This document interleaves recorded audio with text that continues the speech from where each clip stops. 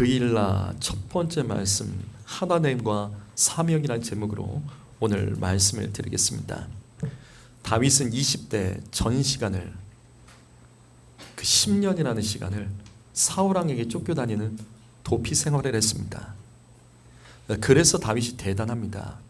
여러분, 보통 젊은 사람이, 어렸을 때 젊은 사람이 이렇게 긴 시간 동안 고통을 당하면 그의 성품과 신앙에 반드시 여러 가지 쓴뿌리들이 자라게 됩니다. 그래서 하나님께서 쓰지 못해요. 근데 다윗은 달랐습니다. 그는 사울왕에게 쫓기면서도 믿음을 잃지 않고 오히려 광야 교회에서 신앙이 강해졌습니다. 인내와 겸손의 신앙을 훈련했고, 그래서 고난을 받아낼 수가 있었습니다. 오늘 말씀은 다윗이 쫓기는 삶 속에서도 어떻게 굳건한 신앙과 성품을 훈련했는지를 배울 수 있는 말씀입니다. 성도 여러분, 교회에서 은혜 받으려고만 하지 마십시오. 여러분, 훈련 받으셔야 됩니다. 말씀과 기도를 훈련 받아야 됩니다. 늘 말씀드립니다. 교회는 쉼터가 아닙니다. 복지회관도 아니고 쉼터도 아니라고요. 교회는 예수의 군사들이 모여서 훈련받는 신병 훈련소입니다. 그래서 예수님도 이렇게 하셨죠. 제자들을 훈련하셔서 12사도로 파송하신 겁니다. 훈련받지 못하면 이 땅에서 쓰임받지 못하고 자기를 위해서 욕구나 하면서 받아먹기만 할 것입니다. 그렇게 예수 믿으면 안 됩니다. 좋은 설교, 편한 주장 따라다니면 안 됩니다. 광야 같은 교회라도 나와 내 자녀를 예수의 건대로 훈련할 수 있는 곳이라면 거기는 옳습니다. 그래야지 우리는 다윗처럼 하나님 나라의 군사로 훈련받아서 세상에 나가서 하나님 나라를 세워가는 그 사명을 할 수 있습니다. 성도 여러분, 그냥 예수 믿지 말고 하나님 만날 생각 그렇게 하시면 안 됩니다. 하나님께서 나에게 주신 생명의 목적대로 살고 우리 그리고 하나님 만납시다. 우리는 지난 시간에 사울왕이 이스라엘 군대를 이끌고 다윗을 죽이기 위해서 쫓아오는 과정의 말씀을 봤습니다. 그 과정 속에서 사울왕이 했던 일은요, 다윗과 접촉했던 사람들은 제사장이라도 다 죽였습니다. 이렇게 사울왕이 다윗을 죽이기 위해서 쫓아다니면서 이 왕의 빈자리 때문에 고통받는 일들이 생겨났습니다. 그것이 오늘 말씀입니다. 먼저 사무엘상 23장 1절 말씀을 읽겠습니다. 시작.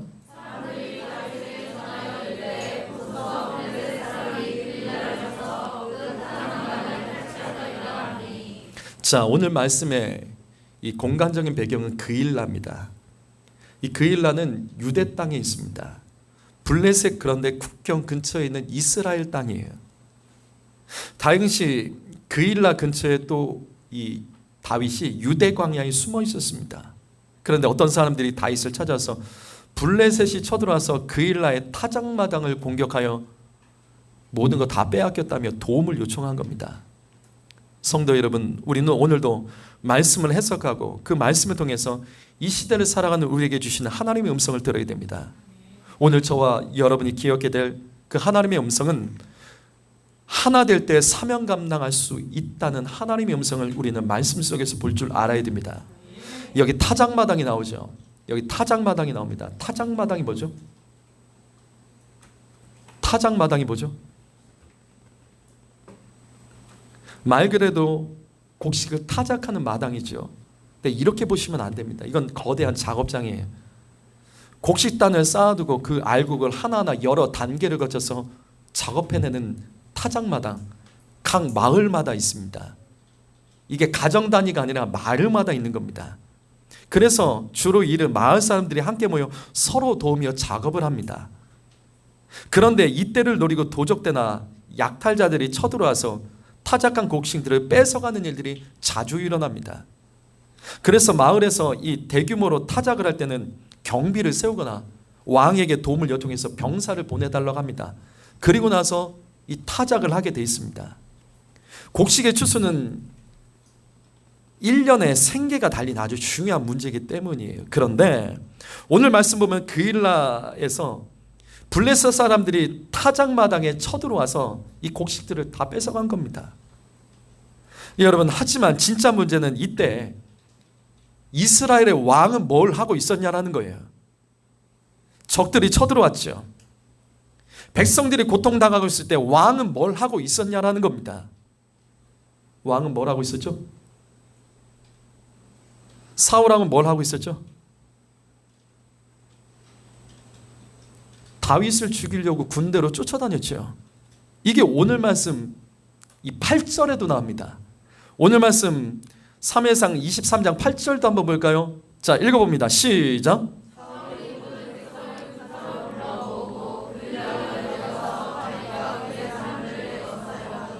자, 다윗이 그일라에 있다는 소식을 듣고 이 사울이 또 모든 군대를 동원해서 이 다윗을 쫓아가는 겁니다. 사울왕은 아군과 적군도 분별을 못했습니다. 블레셋이라는 적군보다 다윗이라는 아군을 더 미워했어요. 그래서 이스라엘 모든 군대를 동원해서 블레셋을 막은 것이 아니라 다윗을 쫓아다녔습니다. 그 사이에 블레셋은 이스라엘 땅을 마음대로 드나들며 강도짓을 하고 있었던 거예요. 바로 이겁니다. 하나 되지 못하면 사명 감당할 수 없습니다.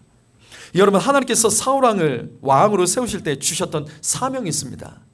그게 성경이 정확히 기록되어 있습니다. 사무엘상 9장 15절과 16절을 보시면, 자, 읽어볼까요? 자, 성경 말씀이 있습니다. 자, 읽습니다. 시작.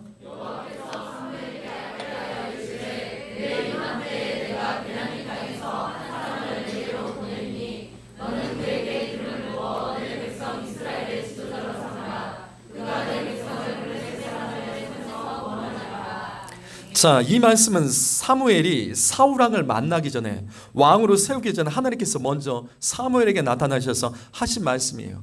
내일 이 사울이란 사람을 만날 것인데 기름을 부으라.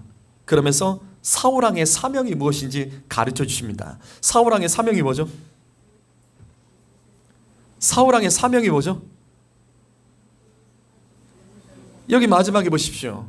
내 백성, 하나님의 백성을 블레셋 사람들의 손에서 구원하는 것, 더 이상 블레셋 사람들에게 고통당하지 않게 하는 것, 그 일을 위해서 세워진 사람이 사울인데 이 일을 안 하는 거예요.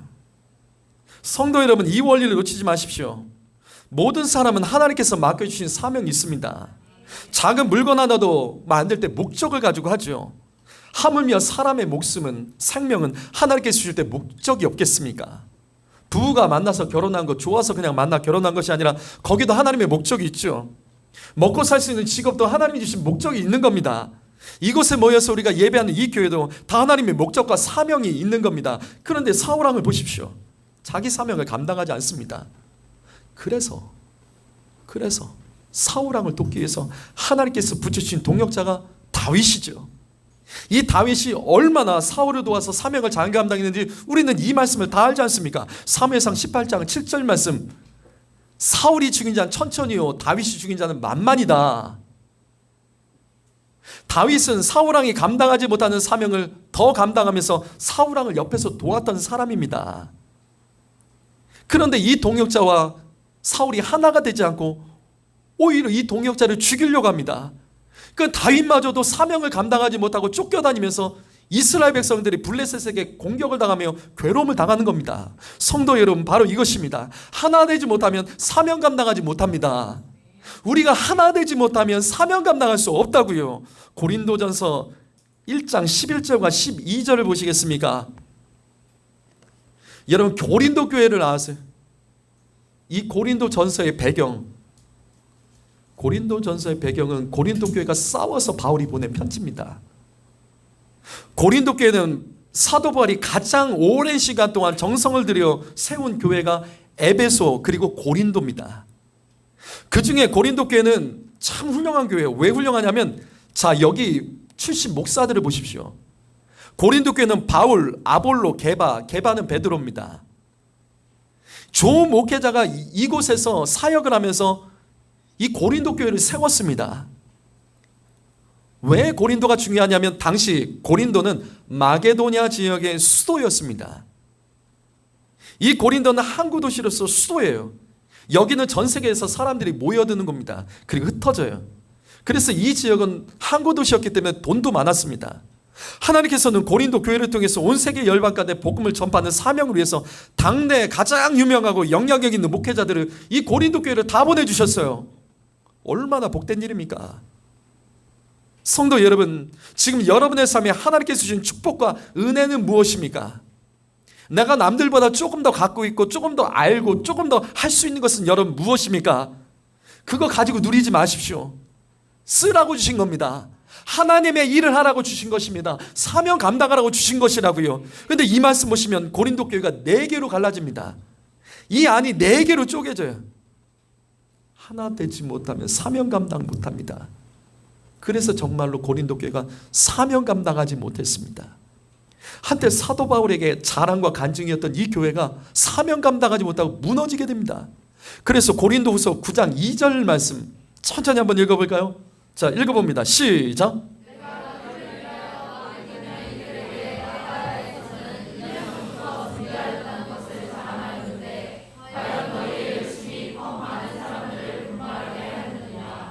이 말씀의 뜻을 아세요? 이 말씀의 뜻. 이거는 고린도 교회 칭찬하는 내용이죠. 맞습니다. 과거의 고린도 교회를 칭찬했던 내용입니다. 무슨 말이냐면 고린도 교회가 얼마나 튼튼하고 건강하게 자랐는지 하나 되어 그들이 사명을 감당하는데 당시에 이 예루살렘에 큰 흉년이 일어납니다. 그때 이 고린도 교회가 나서서 우리 예루살렘 교회 돕자, 굶주리는 성도 돕자, 모교회 돕자라고 나서서 온 교회가 나서서 선교비를 모았습니다.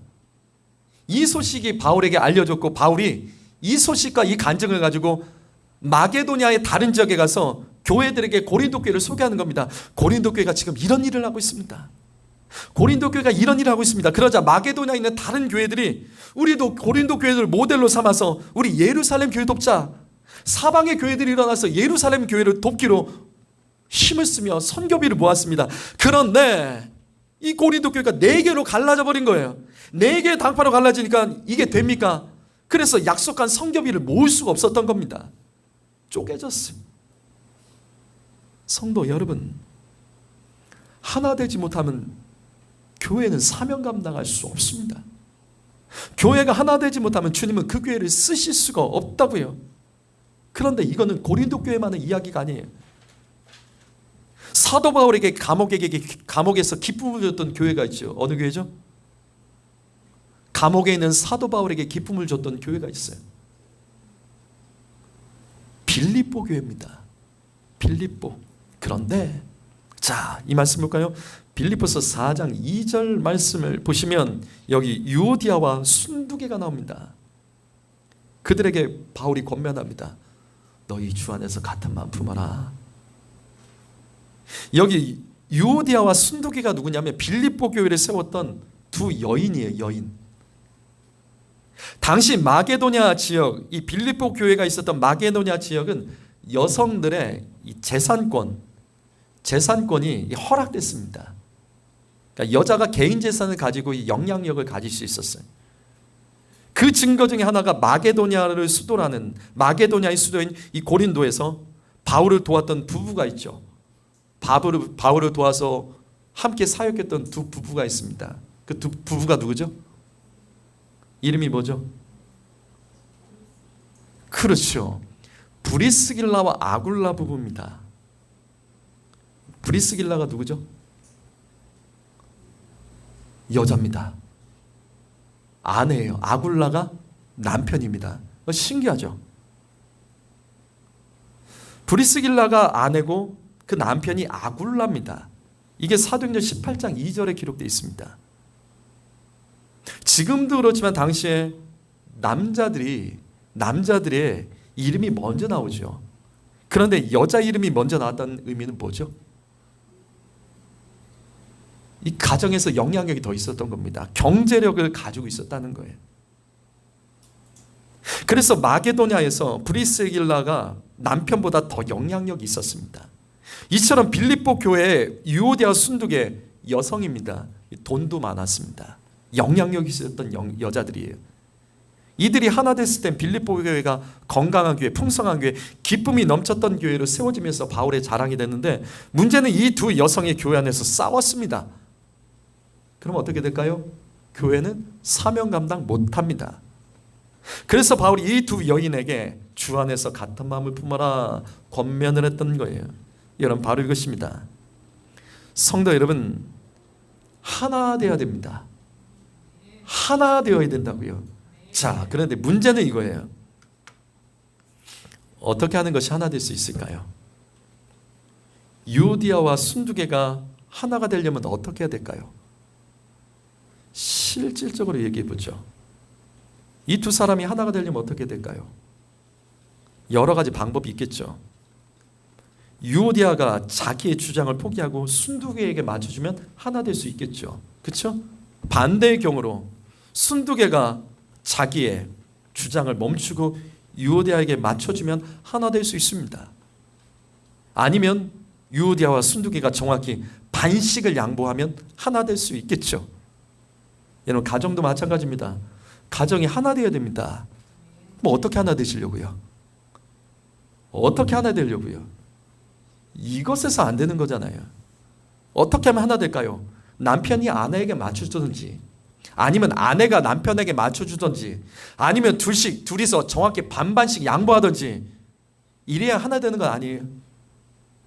과연 그렇다면 성경에서 말하는 하나됨은 어떻게 이루어질 수 있을까? 하나 된다, 하나 된다. 우리는 이건 알지만 어떻게 하면 하나 될 수 있을까요? 그것이 오늘 말씀입니다. 첫 번째로 주 안에서 하나 되어야 됩니다. 여러분, 지금 이 말씀 보십시오. 바울은 유오디아와 순두개에게 각각 서로에게 맞춰져서 하나 되라고 하지 않았습니다. 네가 좀 양보해, 그렇게 말씀하지 않았어요. 바울이 말하는 건 주 안에서 너희 같은 마음을 품어라. 무슨 말이죠? 말씀에 너희 마음을 맞춰랍니다. 말씀이 너희를 따라다니게 하지 말고 너희가 말씀에 마음을 맞춰라예요. 서로가 양보할 필요 없이 말씀에 맞추면 그럼 하나 된다는 겁니다. 성도 여러분, 하나됨의 기준은 하나님과 그 말씀입니다. 서로의 생각과 감정이 달라도 내 마음을 주장하면 안 됩니다. 말씀을 주장하셔야 돼요. 말씀에 내 마음을 맞추십시오. 주의 말씀에 서로의 생각과 감정을 복종시키십시오. 여러분, 가정에서, 교회에서 나에게 맞추라라고 하지 마세요. 말씀에 맞춰야 됩니다. 그런데 이게 어려운 겁니다. 이게 어려운 거예요. 우리가 하나 되지 못한 이유가 말씀을 몰라서 하나 되지 못하는 거예요? 사실은 이게 어려운 겁니다. 무슨 말이냐면 각자가 성경을 보고 각자가 알아서 말씀에 맞추는 건 안 돼요. 서로마다 보는 말씀이 다르고 서로마다 말씀의 수준이 다르기 때문에 이게 어려운 겁니다. 무슨 말이냐면 여러분, 성경 말씀에는 말하라라는 말씀도 있지만 침묵하라는 말씀도 있습니다. 어디에 맞춰야 돼요? 어디에 맞춰야 되냐고요? 성경은 수고하라는 말씀도 있지만 주님이 하시도록 너 가만히 있어라 라는 말씀도 있습니다. 그거 어디에 맞춥니까? 그래서 교회가 말씀을 가지고 하나 되는 게 어려운 겁니다. 그래서 하나님께서는 그 교회에 질서를 세우신 거예요. 강단의 목회자를 통해서 그 말씀을 선포케 하신 겁니다. 왜? 각자가 보는 말씀이 아니라 강단에서 선포되는 말씀에 너희가 하나 되라 라고 하신 겁니다. 성도 여러분, 말씀을 사모해서 유튜브도 많이 보시고 또 과거에 다른 데서 성경 말씀 또 공부도 하시고 또 지금도 어떤 신앙도서를 읽으면서 말씀을 배우고 있는 분들 계실 겁니다. 여러분, 그와 같은 내용들 주장하기 전에 먼저 교회에서는요, 강단에서 선포된 말씀에 먼저 하나 되셔야 됩니다. 그래서 우리 교회에서는 예배 후에 말씀 나눔 시간을 갖습니다. 근데 한번 느껴보신 사람이 있을지 몰라요. 말씀 시간에 이런 사람들 있죠.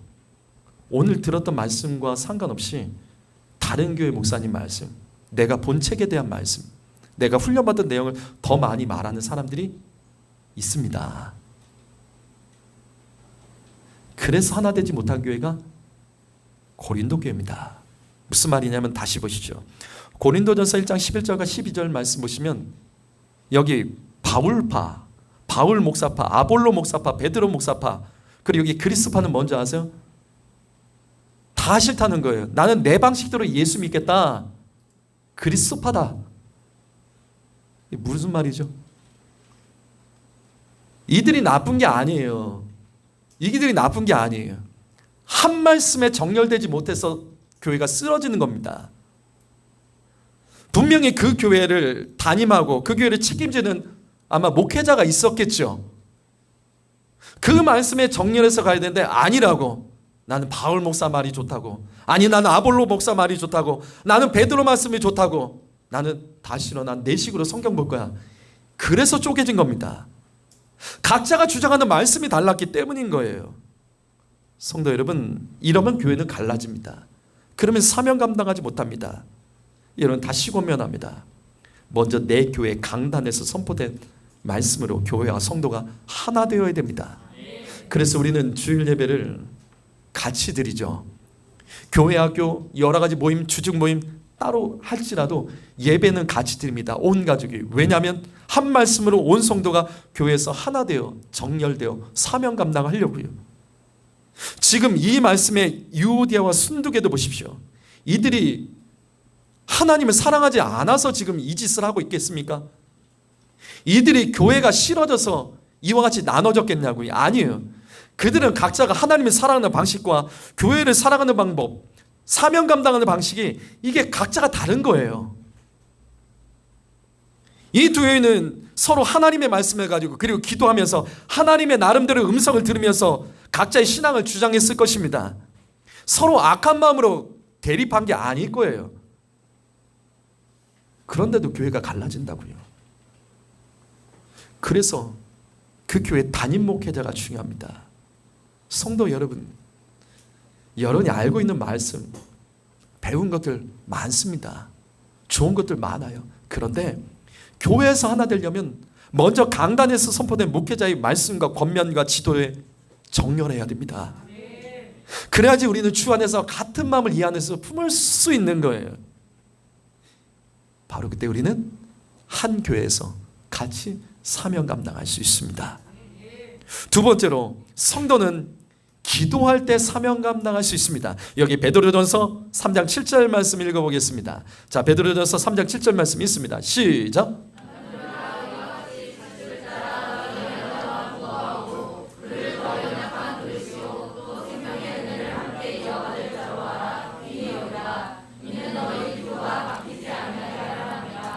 자, 여기 남편들아 아내와 동거하고, 여기 동거라는 단어는 히브리어로 연합하다라는 뜻입니다. 연합하다, 함께하다는 뜻이에요. 남편들아 아내와 연합해라.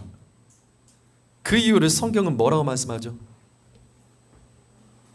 연합해야 되는 이유, 기도가 막히지 않으려는 겁니다. 성도 여러분, 연합되지 않으면 기도가 막힙니다. 가정이 하나 되지 않으면 기도가 막힙니다. 이것을 바꿔서 말하면 기도가 막히면 하나 되지 못합니다. 기도가 막히면 그 가정이 하나님께 주신 사명을 감당할 수 없습니다. 남편과 아내가 하나 될 때 그 가정은 하나님의 뜻과 사명을 감당할 수 있는 거예요. 혹시 이런 가정 가운데 여러 가지 불화가 있습니까? 가정이 하나 되지 못해서 어려움이 있는 가정이 있습니까? 그렇다면 우리 이 말씀 볼까요? 에베소서 4장 2절과 3절 말씀. 우리 큰 소리로 한번 읽어보겠습니다. 큰 소리로 읽읍시다. 시작.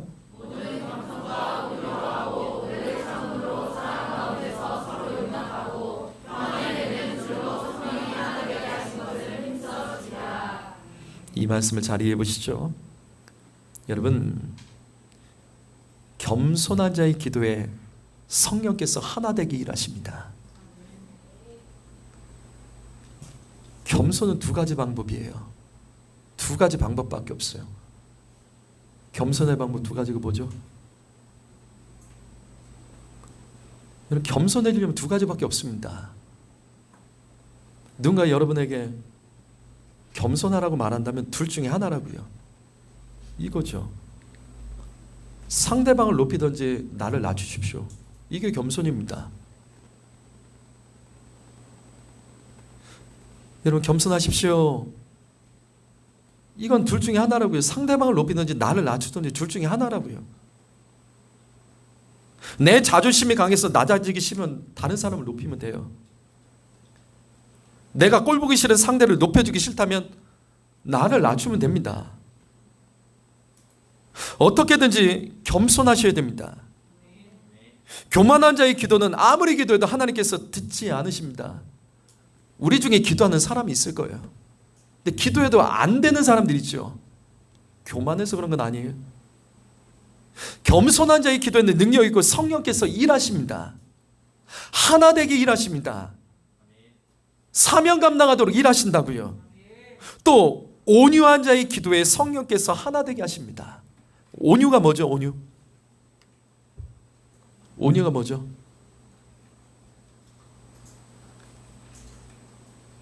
이 부분은 영어 성경으로는 잘 해석됐습니다.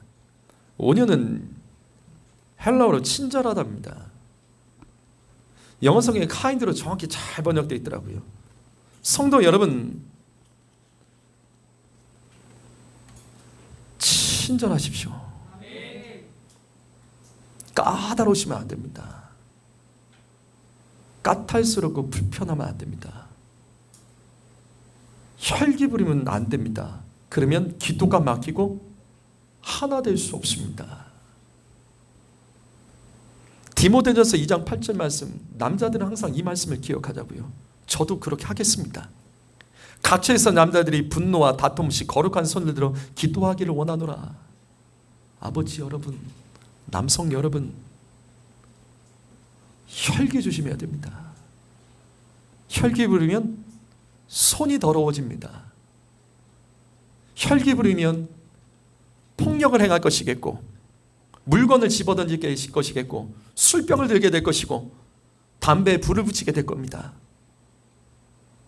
분노를 절제하지 못하면 손이 더러워집니다. 성도 여러분, 내 손이 거룩한 두 손으로 기도하기를 원하신다면 온유해야 됩니다. 그러면 성령이 하나 되게 하시고 가정과 삶이 하나님께 주신 사명을 감당할 수 있습니다. 다시 에베소서 4장 2절과 3절 말씀 보시면 또 오래 참고 기도할 때 성령께서 하나 되게 역사하십니다. 오래 참고 사랑으로 기도해야 되죠. 사랑이 바로 오래 참음입니다. 이 말씀 제가 자주 말씀드렸죠. 고린도전서 13장에 보시면 사랑의 정의 첫 번째가 사랑은 오래 참고를 시작해서 마지막 끝이 견디느니라입니다. 성경에 기록된 사랑은요, 우리가 생각하는 아름답고 그런 게 아니에요. 사랑은 고통스러운 겁니다. 사랑할 수 없는 사람을 사랑해야 되고, 사랑하기 어려운 환경 속에서도 사랑하는 것, 견뎌야 되는 거예요. 하나님 사랑하십니까? 견딜 줄 아셔야 돼요. 그 사랑의 마음이 빼앗길 수 있습니다. 근데 그거 견디셔야 돼요. 가정을 사랑하려면 견디셔야 됩니다. 참아야 됩니다. 참지 못하고 한번 빵 터뜨리면 여태까지 쌓았던 거 다 허물어지는 거예요. 참고 견디며 기도로 바꾸셔야 됩니다. 그러면 하나 되게 하시고 성령께서 역사하시는 겁니다. 오늘 말씀 정리할게요. 사무엘상 23장 1절 말씀을 보시면 사울왕때 그일라 같은 이스라엘 도시들이 고통을 당했습니다. 그 이유는 사울왕이 다윗과 하나 되지 못했기 때문이에요. 하나님께서 사울왕의 부족한 영역을 채워주기 위하여 다윗을 보내줬는데 사울왕은 다윗을 적으로 삼고 다윗을 죽이려고 하는 거예요. 아군과 적군을 분별하지 못한 겁니다. 성도 여러분, 아군과 적군을 분별하십시오. 싸우려고 하다가도 내가 싸워야 할 대상과 같이 갈 대상을 분별해야 되는 거죠. 기분 나쁘다고 갑자기 적이 되면 어떡합니까? 성도끼리 싸우면 안 됩니다. 특별히 교회에서 목회자와 싸우면 안 됩니다. 목회자가 불편해지지 마세요. 왜냐하면 목회자 불편해지면 성도가 손해입니다. 왜? 말씀이 안 들리잖아요. 말씀이 안 들리면 끝나는 겁니다. 아군과 적군을 분별하세요. 싸워야 될 대상과 싸우셔야지 싸우지 말아야 될 거 싸우면 안 됩니다. 하나 될 때 교회가 복음 전파의 사명을 감당할 수 있고 성령의 역사가 임하는 겁니다. 부부끼리도 똑같습니다. 결혼식장에서 하나님과 사람 앞에서 약속한 서약을 부부 여러분 지키세요. 자녀들은 부모께 대들지 말고 순종해야 됩니다. 왜냐하면 성도는 여러분 교회를 선택할 수는 있어요. 근데 부모는 자식을 선택할 수 없고 자식도 부모를 선택할 수 없습니다. 자녀가 태어날 때 부모를 선택해요? 못하죠. 부모가 자식을 임신하고 선택합니까? 성별을 선택합니까? 뭘 선택해요? 아무것도 못하는 거예요. 무슨 말이에요? 가정은요, 하나님의 완벽한 계획입니다. 이건 하나님이 직접 디자인하신 거라고요. 나랑 안 맞는다? 아니요. 본인이 부족한 거예요. 그렇게 가야지 이 문제가 해결됩니다. 가족은 같은 피가 흐르는 동역자입니다. 먼저 가정 안에서 어떤 경우도 하나대로 힘쓰고 참고 견디며 사랑하며 그리고 끝까지 책임져야 되는 겁니다. 성도 여러분, 여러분의 삶의 그 일라는 무엇입니까? 하나 되지 못해서 생긴 문제, 하나 되지 못해서 생긴 문제의 그 일라, 하나 되지 못해서 고통당하는 고통의 그 일라는 여러분에게 무엇입니까? 그 지점에서 분열되어 있는 것을 찾으셔야 됩니다. 가정에 분열된 지점들, 일터에 분열되어 있는 지점들, 교회에 분열되어 있는 지점들, 그거 하나를 먹지 못하면 사명 감당할 수 없습니다. 괴로울 거예요.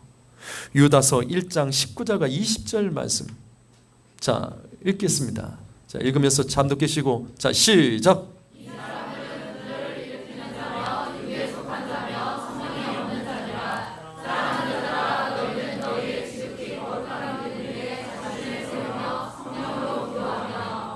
이 말씀은 말세에 심판받는 사람들에 대해서 예수님의 동생 유다가 기록한 말씀의 내용입니다. 성경은 분열을 일으키는 자에 대해서 이렇게 말합니다. 육체에 속한 자, 성령이 없는 자. 다시요, 분열을 일으킨 자, 하나 되지 못하는 자는 육체에 속한 자이고 성령과 상관없는 자입니다. 하나 되지 못하면 사명 감당 못합니다. 성경은 그런 사람을 육체에 속한 자, 성령과 상관없는 자라고 말씀합니다. 영적인 사람은 주 안에서 무슨 일을 하든지 한 마음으로 하나 되게 하는 자입니다. 예수 믿는 성도 여러분, 귀에 있는 분은 들으십시오. 너무 예민하지 마세요. 잘 상처받지 마세요. 잘 시험에 들지 마세요. 자주 억울해하지 마세요. 더 영적인 것처럼 포장하지 않으셔도 됩니다. 다른 사람들과 섞이지 못하는 독특함을 가지고 계신 분들이 계십니다. 내 자녀가 다른 사람들과 섞이지 않는 독특함을 또 가지고 있지는 않습니까? 다시요, 하나 되지 못하는 것은 육체에 속한 겁니다. 성령과 상관없습니다. 우리가 믿는 하나님은 삼위일체 하나님이에요. 하나 되신 하나님입니다. 관계의 하나님입니다. 하나 되지 못하는 것은 교만한 겁니다. 겸손한 사람은요, 쓰기에 좋고요, 옆에 사람들이 붙습니다. 주 안에서 마음을 같이 하며 하나 되지 못하면 영적이지 못하고 성경과 상관없다는 증거로 여기십시오. 그래서 이 말씀 보세요. 성령으로 기도하면서 하나됨의 믿음을 점검하셔야 됩니다. 기도하세요. 성령으로 기도하세요. 진짜 성령으로 기도하는 사람은요, 하나 됩니다. 나는 주 안에서 하나가 되게 하는 사람입니까? 아니면 분열을 일으킵니까? 하나 되게 하는 사람이 겸손한 자입니다. 하나 되어 쓰임받는 자가 주님께서 맡겨진 그 사명을 반드시 감당할 수 있습니다. 내 주변에 하나님께 붙여주신 그 다윗을 찾으십시오. 그리고 그와 함께 연합하세요. 그러면 우리는 이 땅 가운데서 그 일라의 고통을 만들어내지 않고 오히려 더 풍성한 그 일라, 추수가 풍성한 그 일라, 삶의 모든 영역들이 풍성한 그 일라가 될 줄 믿습니다. 기도하겠습니다.